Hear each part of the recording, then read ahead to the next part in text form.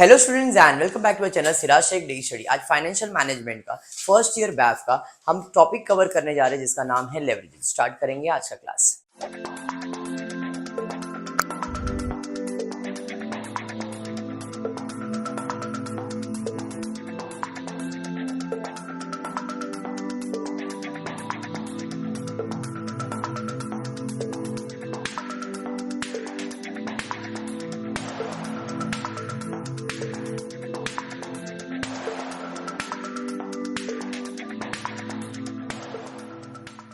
अच्छा, पहले तो टॉपिक का इंट्रो ले लेते। लेवरेजेस।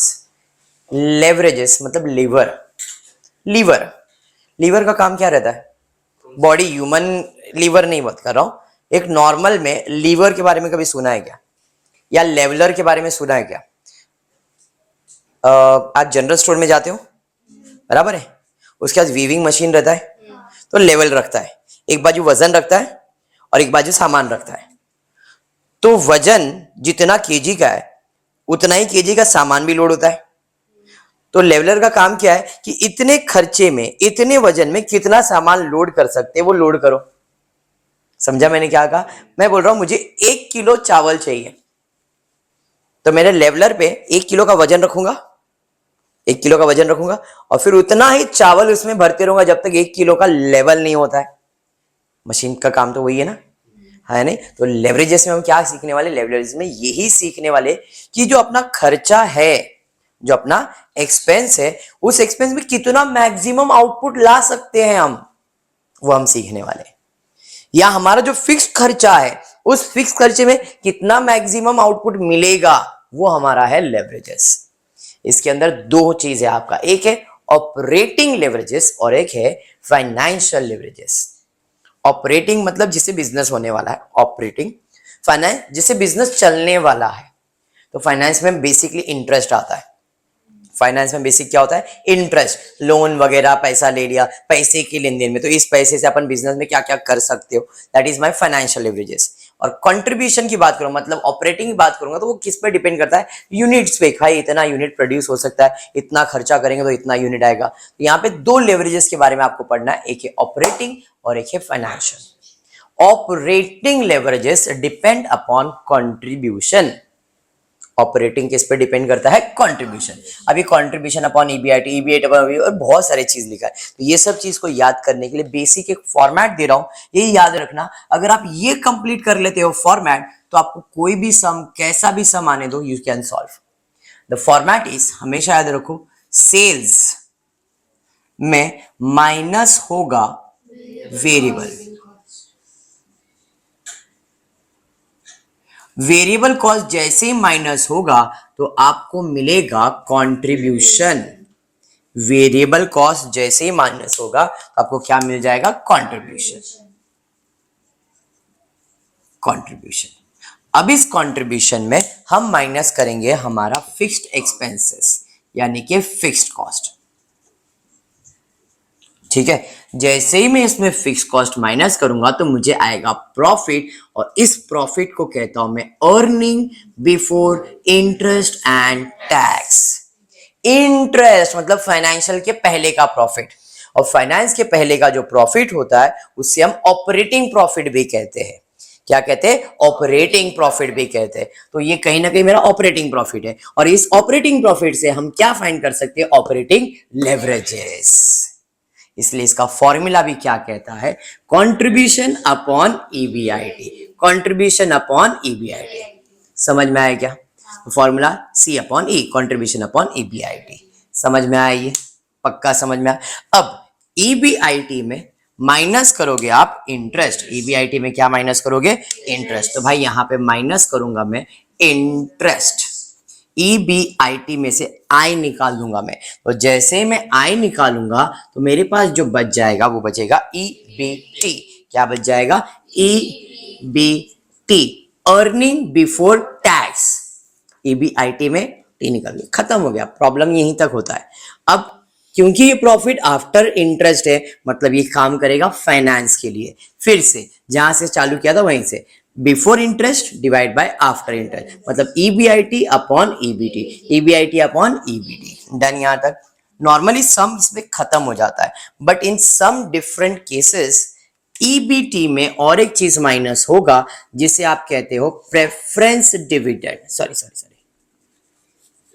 माइनस करेंगे हम टैक्स एंड देन, और एक बात ये मैंने ऐड कर दिया यहाँ पे, ईबीआईटी में टैक्स माइनस करेंगे तो आपको आएगा नेट प्रॉफिट या तो earning after tax. Net profit में माइनस करेंगे पीडी यानी कि प्रेफरेंस डिविडेंड। नॉर्मल केस में इसमें सम खत्म हो जाता है, बट अगर आपको प्रेफरेंस डिविडेंड वगैरह कुछ दिया है तो वो भी हमको क्या करना पड़ेगा, माइनस करना पड़ेगा। और जो आंसर आता है इसे हम कहते हैं रिटेन अर्निंग्स। क्या कहते हैं? Retained earnings. ठीक है, अब इसका क्या यूज है, इधर क्या यूज आएगा वो मैं बाद में एक्सप्लेन करता हूं। इतना फॉर्मेट क्लियर है?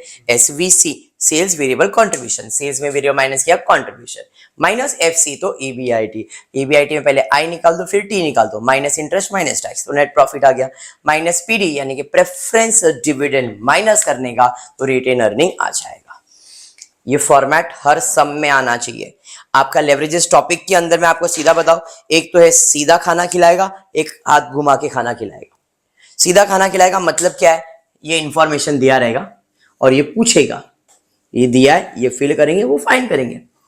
उल्टा घुमा के देखा मतलब ये आंसर दिया जाएगा और आपको ये फिल करने का है, थोड़ा सा घुमा के, समझा? इसे मिसिंग वैल्यूज भी आप कह सकते हो। ये दिया और ये वैल्यू फाइंड करने का, खत्म।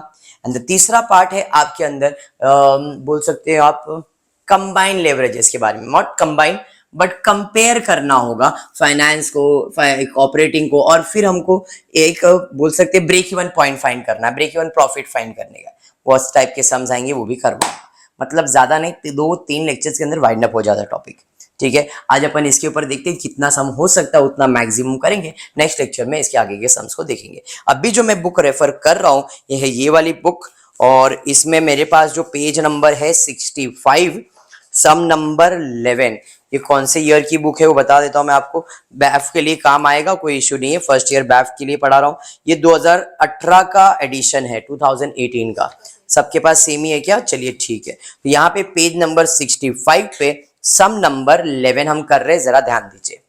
अ firm has sales of 40 lakhs, variable of 25 lakhs, fixed of 6 lakhs, 10% debenture of 30 lakhs, equity share capital of rupees 45 lakhs of 10 each. Calculate operating and financial leverages and EPS. EPS कुछ नया पूछ लिया गया जो कि इधर है नहीं, फिर भी हम सॉल्व करेंगे। सबसे पहला, फर्म का सेल्स प्राइस कितना दिया है? 40 लाख, तो भाई सेल्स वैल्यू 40 lakhs बराबर है। सेल्स में हम क्या माइनस करेंगे? वेरिएबल। वेरिएबल कितना है जी? 25 लाख, तो भाई वेरिएबल माइनस कर दिया 25 लाख। 40 में 25 माइनस करेंगे तो कंट्रीब्यूशन आ जाएगा 15 लाख। कंट्रीब्यूशन में फिक्स खर्चा दिया है 6 लाख, तो 6 लाख माइनस कर देंगे, आपको आएगा 9 लाख ईबीआईटी। ईबीआईटी में इंटरेस्ट कहीं पे भी दिया नहीं है, बट क्वेश्चन में डिबेंचर नाम का एक प्राणी दिया है और बोला उसके बाद 10% डिबेंचर होता है लोन, और लोन पे क्या चार्ज होता है? इंटरेस्ट। तो 30 लाख रुपए का लोन लिया है 10% के हिसाब से, तो 30 लाख का 10% कैलकुलेट करोगे, इंटरेस्ट आ जाएगा 3 लाख। 9 में 3 माइनस करेंगे तो आ जाएगा 6 लाख। समझ में आया क्या? अब इसमें माइनस करना है टैक्स, जो कि क्वेश्चन में नहीं दिया है। जब नहीं दिया है तो अपना नेट प्रॉफिट कितना आया? 6 लाख, माइनस करेंगे प्रेफरेंस डिविडेंड जो कि वो भी क्वेश्चन में नहीं है, तो हमारा अर्निंग यानी कि रिटेन अर्निंग आ गया 6 लाख। ये टेबल समझ में आ गया? इसमें कुछ भी डाउट नहीं। अब एक एक करके सॉल्व करते हैं। सबसे पहला मैं फाइंड करूंगा ऑपरेटिंग। ऑपरेटिंग के लिए कंट्रीब्यूशन अपॉन ईबीआईटी, तो यहाँ पे लिखता हूं DOL। What is DOL? Degree of operating leverages. Degree of operating leverages, OL operating leverages. Formula है कंट्रीब्यूशन अपॉन ईबीआईटी। हाँ जी, कंट्रीब्यूशन मालूम है? हाँ, 15 लाख। ईबीआईटी मालूम है? हाँ जी, कितना है? 9 लाख। तो फटाफट से डिवाइड करेंगे और बताएंगे कितना आ रहा है। 1.67 1:1 का मतलब अपॉन 1 ही होता है। आपने इससे कैंसिल किया तो नीचे तो 1 ही बचने वाला है, तो हमेशा इस फॉर्म में लिखो। आपने 1.67 लिखा तो भी कोई प्रॉब्लम नहीं है, बट अच्छा स्टैंडर्ड फॉर्म है 1.67:1 का, नहीं तो 1.67 भी राइट आंसर है।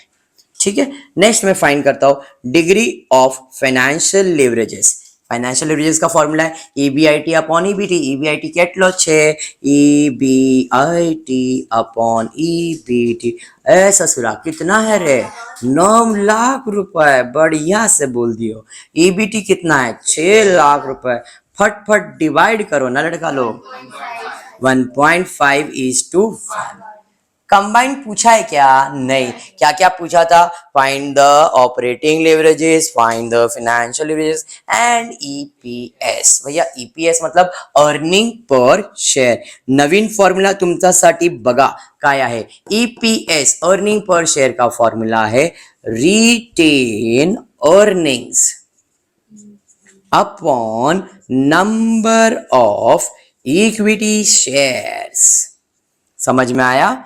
कितना कमाया है, इतना कमाया है, और ये कितने शेयर होल्डर का है उससे डिवाइड करो तो एक शेयर का अर्निंग पर शेयर का वैल्यू। तो क्वेश्चन में देखो इक्विटी शेयर्स दिया है, क्या दिया है? इक्विटी शेयर कैपिटल और ₹45 lakhs ऑफ 10 ईच। मतलब मेरे पास 45 लाख रुपए के शेयर्स है, 45 लाख रुपए के शेयर्स है, और एक शेयर का कीमत 10 है, तो कितने शेयर मेरे पास है? 4.5 लाख। अरे बात समझा? ये मेरा क्या आया? Number of shares. बुझे? यहां पे रुपीस बोला है ना, रुपीस 45 लाख, मतलब मेरे पास 45 लाख रुपए के शेयर्स है। एक शेयर का कीमत अगर 10 रुपए है तो कितने शेयर्स है? 4,50,000।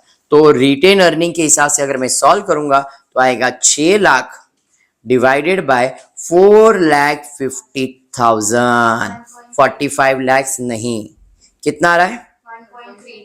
1.33:1। Done with the sum. EPS समझ में आया क्या? पहले पार्ट में सिर्फ उतना ही होता है, दूसरे पार्ट में आपको मैंने आज EPS एक्सप्लेन किया, मतलब मैंने दूसरे पार्ट से ही चालू किया, ये अजम्पशन है। क्लियर हुआ सम? पक्का। चलिए बढ़ते और एक सम देखते हैं सॉल्व करके अपने को जमता है या नहीं। टेक्स्ट बुक में पेज टर्न कर दो, सम नंबर 12 की तरफ चले जाते हैं। चलिए सम नंबर 12 देखते हैं क्या पूछा है। एक कंपनी का बैलेंस शीट बना के दिया जिसमें इक्विटी शेयर्स दिख रहा है, रिजर्व्स एंड सरप्लस दिख रहा है, 15% डिबेंचर्स दिख रहा है, current liabilities, fixed asset, current asset. The additional information is given as under fixed cost per annum excluding interest 8 crore का है, variable operating cost is 65%, total sales is 100 crore, income tax है 40%, compute earning per share, operating leverages, financial leverages, combined leverages। चलिए कोई नहीं, मेरे को तो format के हिसाब से जाना है। ये मैंने आपको जो सम करवाया था ये क्वेश्चन नंबर 10 था आपका, सॉरी 11 था। आप क्वेश्चन नंबर 12 कर लेता हूं, इसी से स्टार्ट करता हूं। तो क्या मुझे सेल्स दिया है? हाँ जी, सेल्स दिया है 100 करोड़। देखो करोड़, 100 करोड़ ही बोला ना, 100 lakhs, 100 करोड़ बोला है, तो 100 करोड़ में कितने जीरो आएंगे? सर वही तो नहीं मालूम रहता है ना। करोड़ में 7 जीरो होते हैं, कितने? 7। तो 100, 1 2 3 4 5 6 7। समझ में आया क्या? 100 करोड़ में कितने जीरो आएंगे? 7 जीरो। तो 100 एंड करोड़ का 7 जीरो। ये समझा आपको? चलिए सेल्स में माइनस करेंगे वेरिएबल। वेरिएबल के बारे में कितना बोला है? 65%। तो 100 का 65% मतलब 65 करोड़ हो जाएगा। हाँ जी, तो 65 करोड़ माइनस कर देंगे तो हमको कंट्रीब्यूशन मिल जाएगा 35 करोड़। बराबर है? अरे बात समझा? इसमें कंट्रीब्यूशन के बाद फिक्स्ड एक्सपेंसेस दिया है, एक्सक्लूडिंग इंटरेस्ट कितना है? 8 करोड़। तो भाई 8 करोड़, बुझे? तो भैया माइनस कर देंगे तो EBIT मिल जाएगा 27 करोड़। बराबर है जी? माइनस करेंगे इंटरेस्ट। देखो क्वेश्चन में इंटरेस्ट दिया है क्या? हाँ सर इंटरेस्ट तो नहीं दिया, बट डिबेंचर दिया है। कितना दिया है? 2 करोड़ का डिबेंचर है 15% पे। तो 2 करोड़ में कितने जीरो डालोगे? 7। तो 2 और 7 जीरो डालोगे, इनटू कितना परसेंट कैलकुलेट करोगे? 15%। बराबर है। तो 2 करोड़ का 15% कैलकुलेट करो, कितना आ रहा है देखो, 3 लाख।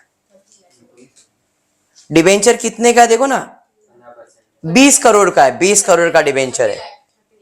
20 करोड़ का 15% कैलकुलेट करेंगे, 30 लाख आएगा। तो भाई 30 लाख है, 30 लैक्स पक्का ना, चलिए ठीक है, 30 लैक्स। 30 लैक्स को माइनस कर दो, 27 करोड़ में 30 लैक्स माइनस हो जाएगा, तो आएगा 26 करोड़ 70 लैक्स, बराबर है। क्लियर हो गया, 26 करोड़ 70 लैक्स। इसमें टैक्स कितना परसेंट भरने की बात है, 40%। तो इसका 40% टैक्स निकाल दो फटाफट से, 47%, 40% निकालो, टैक्स कितना आता है,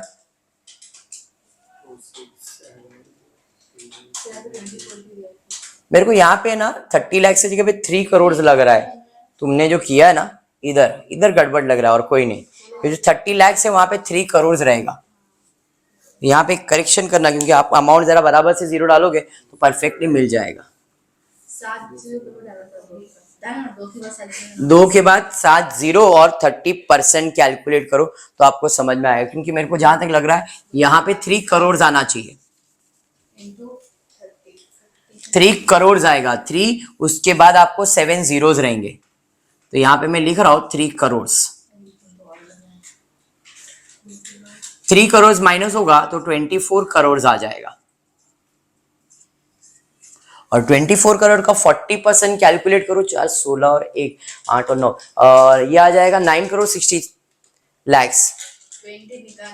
अभी तक वो नहीं निकला है क्या, 20 निकालना है। एक मिनट, ये देखो, पहले तो इंटरेस्ट कैलकुलेट, 20 करोड़ है, करोड़ में कितने जीरो, 2 4 6 और 1 7, 2 के बाद 4 डाल देते सर, मेरे को मालूम है 20 करोड़ है ना वहां पे, इनटू 15%, कितना आया, 3 के बाद कितने जीरो है, 2 2 4 और 3 7 जीरो है ना, तो आ गया 3 करोड़, समझा। अब 24 करोड़ है तो 2 4 6 और 1 7 हो गया, इनटू कितना परसेंट है टैक्स, 40%, कितना आया, 9 करोड़ 60 लैक्स हो गया, क्योंकि 60 के बाद देखो 5 जीरो रहेंगे, 60 के बाद 5 जीरो है ना, तो यहाँ पे 9 करोड़ 60 लैक्स। तो ये तुम्हारा टैक्स हो गया 9 करोड़ 60 लैक्स। अब माइनस कर दो, कितना आएगा यहाँ पे, 24 करोड़ में 9 करोड़ 60 लैक्स माइनस करेंगे तो कितना आ रहा है, माइनस करो, 14 करोड़ 40 लैक्स, बराबर है, 14 करोड़ 40 लैक्स। जीरो के साथ खेलना सीखो, आपको कैलकुलेटर आवड़े। कोई प्रेफरेंस है इस क्वेश्चन में दिया है क्या, नहीं। तो ये मेरा रिटेन अर्निंग है 14 करोड़ 40 लैक्स।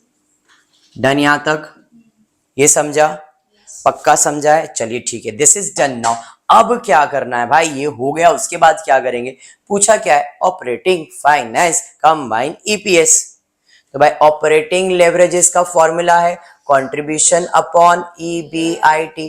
कंट्रीब्यूशन कितना है जी, 35 करोड़ है जी, अपॉन ईबीआईटी कितना है, 27 करोड़ है जी।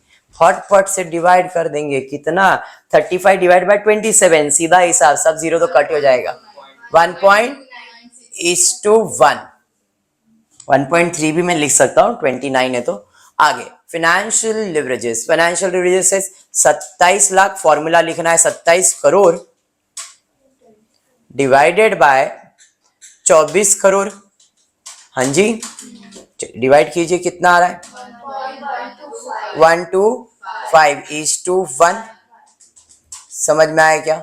अब 1.13 कर दो तो भी चलेगा। कंबाइंड लेवरेजेस, अब कंबाइंड लेवरेज डायरेक्टली कर सकता हो, degree of operating leverages into degree of financial leverages. तो यहाँ पे 1.29 इज टू 1.125, 451 इज टू 1, ये हो गया तुम्हारा कंबाइंड लेवरेजेस। डन यहां तक। उसके अलावा ईपीएस भी पूछा है, तो ईपीएस के लिए नंबर ऑफ शेयर्स जानना जरूरी है। इक्विटी शेयर्स कितना है देखो, 1 crore shares of 10 is total 10 crore हो गए। नंबर ऑफ शेयर्स मिल गया, कितना है 1 करोड़। अब इसका फॉर्मूला है retained earnings upon number of equity shares, that is retained earning कितना है 14 करोड़ 40 lakhs बराबर है, डिवाइड बाय 1 करोड़ बराबर है। तो भाई ये देखो 5050 कट, 1010 कट, तो 14.4 पर शेयर का मेरा ईपीएस है। ईपीएस वाले सम समझ में आ गए क्या? पक्का समझ में आया ईपीएस कैसे होता है, क्लियर। नेक्स्ट लेक्चर के अंदर अपन क्या करने वाले, अब नेक्स्ट लेक्चर के अंदर मैं आपको ये आंसर्स दे दूंगा पहले ही, और अब हम रिवर्स में जाएंगे और ये टेबल को प्रिपेयर करेंगे। क्लियर है क्या? आज इतना ही लेते हैं, नेक्स्ट लेक्चर में इसके आगे के सम्स को कंटिन्यू करेंगे। होपफुली आपको वीडियो पसंद आया रहेगा, तो प्लीज वीडियो को लाइक कर देना, फ्रेंड्स ग्रुप में शेयर करना, चैनल को सब्सक्राइब करना। Thank you for watching the video.